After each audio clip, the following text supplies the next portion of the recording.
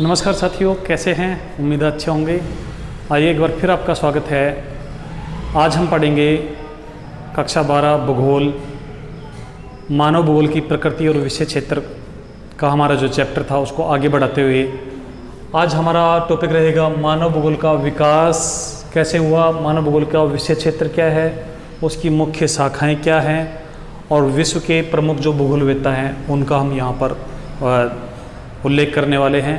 तो चलिए शुरू करते हैं। सबसे पहले बात करते हैं हम मानव भूगोल का विकास। साथियों, पिछले सेशन में हमने देखा था कि मानव भूगोल एक नया विषय है जिसका विकास 18वीं शताब्दी से माना जाता है और मानव भूगोल के जो जनक हैं वो जर्मन विद्वान रेटजेल हैं। आइए अब देखते हैं कि मानव भूगोल का विकास कैसे हुआ है। साथियों, मानव भूगोल के विकास को हम तीन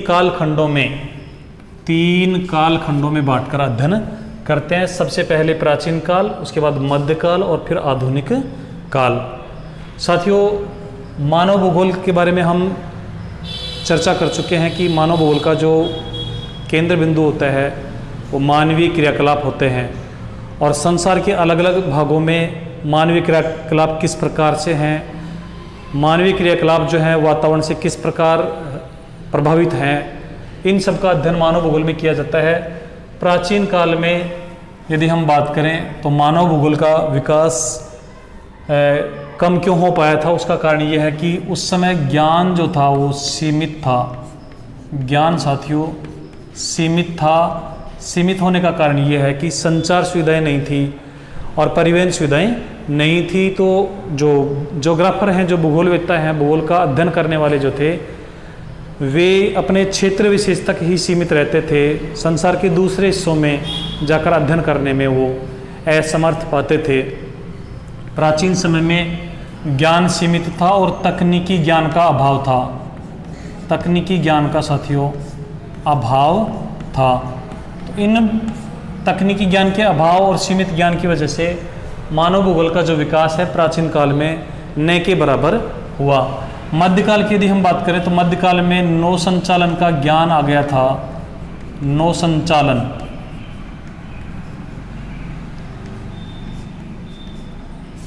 नौ संचालन अर्थात नौकाएं कैसे चलती हैं और समुद्री जो यातायात है वो थोड़ा डेवलप होने लगा था। तो उससे क्या हुआ साथियों कि जो भी ज्योग्राफर थे, जो भूगोलवेत्ता थे, वो अपने देश के अलावा अन्य देशों की भी यात्राएं करने लगे और यात्राएं करके वहाँ के मानवीय गतिविधियों का, वहाँ के पर्यावरण का अध्ययन करने लगे।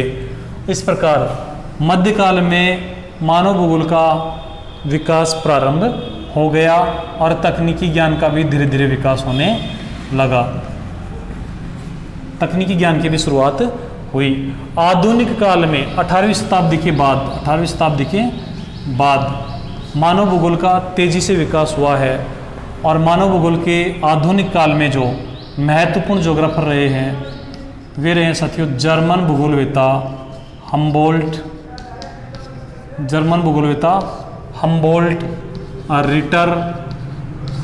रिटर और रिच्टहोफेन।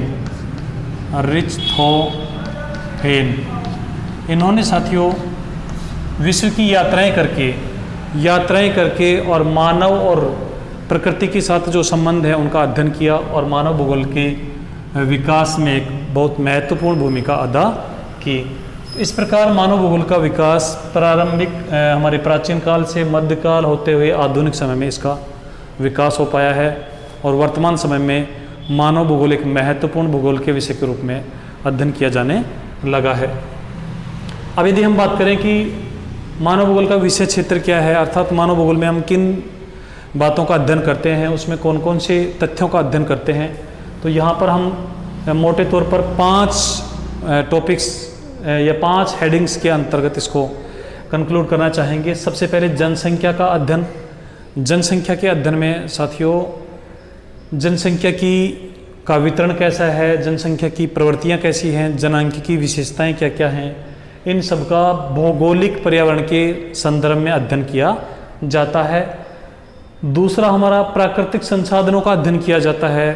प्रकृति में जो संसाधन है, प्राकृतिक संसाधन है, जैसे वन है, मिट्टी है, जल है, इसके अलावा जो भी प्राकृतिक संसाधन हैं, खनिज हैं, इन सब का अध्ययन हम मानव भूगोल में करते हैं।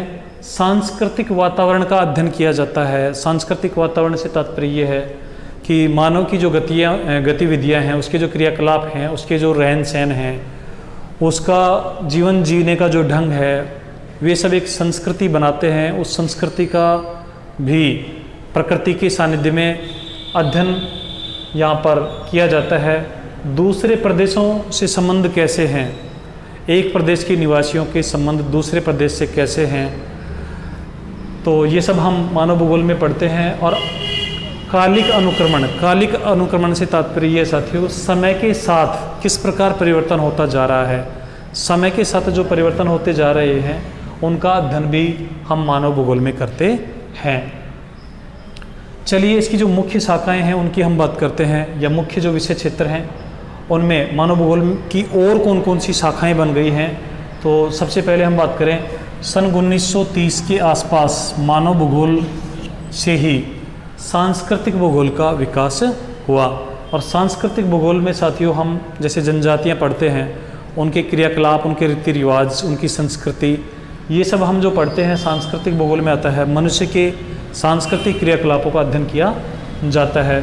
आर्थिक भूगोल में संसाधनों का अध्ययन करते हैं, आर्थिक गतिविधियों का अध्ययन करते हैं, व्यवसायों का अध्ययन करते हैं। उसके बाद राजनीतिक भूगोल, तो साथियों तीसरा जो हमारा विषय है इसमें राजनीतिक भूगोल। राजनीतिक भूगोल में राजनीतिक सीमाओं का अध्ययन करते हैं, राजनीतिक जो इकाइयां हैं उनका अध्ययन करते हैं।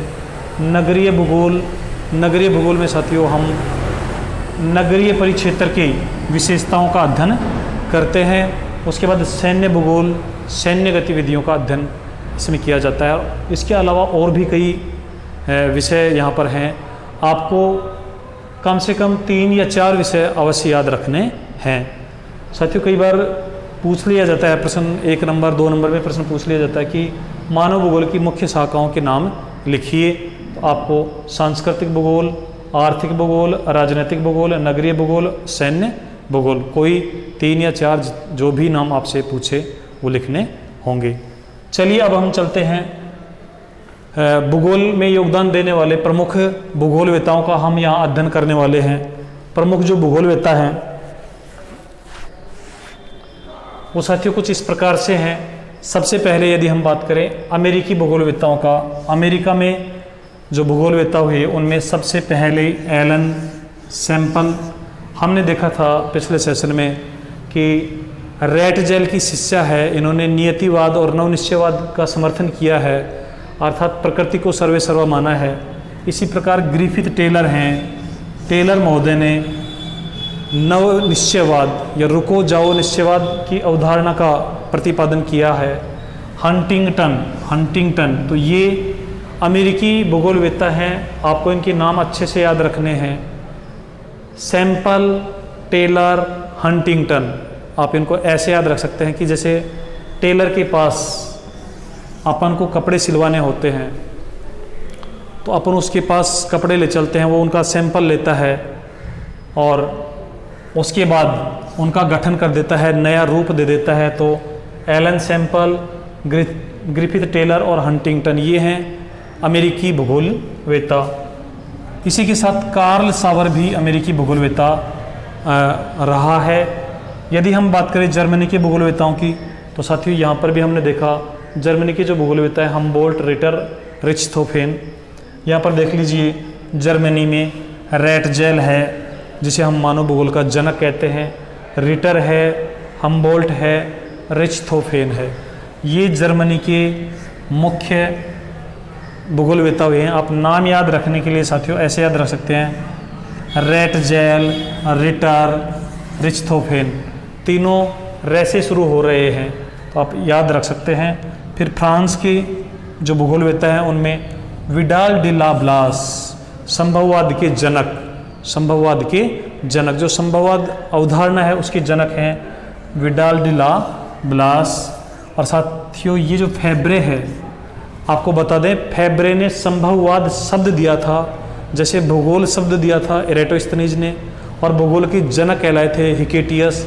इसी प्रकार संभववाद शब्द दिया है फेब्रे ने और संभववाद की जो अवधारणा है, जो विचारधारा है, उसके जनक हैं विडाल डी ला ब्लास। तो अच्छे से आप याद रखेंगे, कंफ्यूज होने की आवश्यकता नहीं है। इसी के साथ यहाँ पर डिमांजिया, ये भी फ्रांस के मुख्य भूगोलवेत्ता हुए हैं। अब चलते हैं हम ब्रिटेन की ओर। ब्रिटेन में जो मुख्य भूगोलवेत्ता हुए हैं उनमें हर्बर्टसन, मैकिंडर, रॉक्सबी और फ्लूअर। हर्बर्टसन, मैकिंडर, रॉक्सबी और फ्लूअर, ये थे हमारे ब्रिटेन के प्रमुख भूगोलवेत्ता। तो साथियों, ये था हमारा मानव भूगोल का विकास, जो 3 कालखंडों में बांटकर जिसका हम अध्ययन करते हैं। प्राचीन काल, जिसमें ज्ञान सीमित था, तकनीकी ज्ञान का अभाव था। मध्यकाल, जिसमें नौ संचालन का ज्ञान हो गया था, तकनीकी विकास होने लगा था, जो भूगोलवेत्ता हैं एक देश से दूसरे देश की यात्राएं करने लगे थे। और आधुनिक काल में मानव भूगोल का जो विकास है वो अच्छे से हुआ है, 18वीं शताब्दी से माना जाता है, जिसमें प्रमुख योगदान जर्मन भूगोलवेत्ताओं का है, हम्बोल्ट, रिटर और अरिस्तोफेन। फिर विशेष क्षेत्र में हम बात करें तो यहाँ पर जनसंख्या का अध्ययन करते हैं, प्राकृतिक संसाधनों का अध्ययन करते हैं, सांस्कृतिक वातावरण का अध्ययन करते हैं, दूसरे प्रदेशों से जो संबंध है उनका अध्ययन करते हैं, और कालिक अनुक्रम का अध्ययन करते हैं। मुख्य इसकी शाखाओं की बात करें तो 1930 में मानव भूगोल से सांस्कृतिक भूगोल अलग हुआ, आर्थिक भूगोल अलग हुआ, और इसी प्रकार बाद में राजनीतिक भूगोल, नगरीय भूगोल, सैन्य भूगोल, सामाजिक भूगोल और साथियों कृषि भूगोल, बहुत सारे भूगोल यहाँ से हमें अलग देखने को मिलते हैं।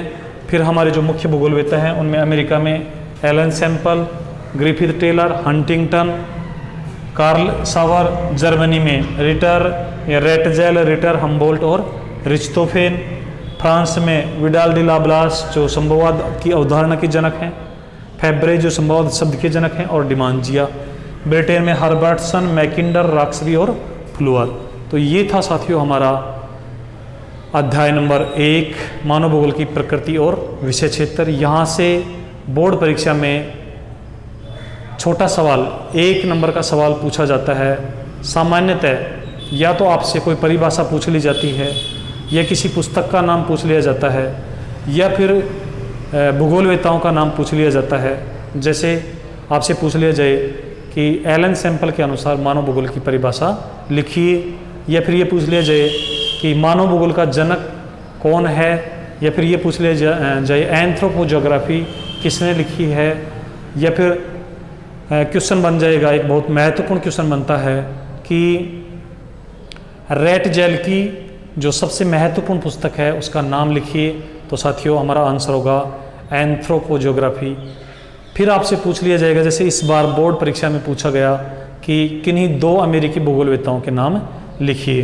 तो साथियों ये हमारा पूरा लेसन था। उम्मीद है आपको अच्छा लगा होगा, पसंद आया होगा और आपके ज्ञान में कुछ वृद्धि हुई होगी। साथियों आप इनके नोट्स ज़रूर बनाते रहें। नोट्स बनाकर आप अपनी जो पढ़ाई है उसको कंटिन्यू रखिए। आपको कोई समस्याएं हैं तो आप कमेंट कर दीजिए, उनका भी हम समाधान करेंगे। चलिए आज के लिए इतना ही। पढ़ते रहिए, बढ़ते रहिए। जय हिंद, जय भारत।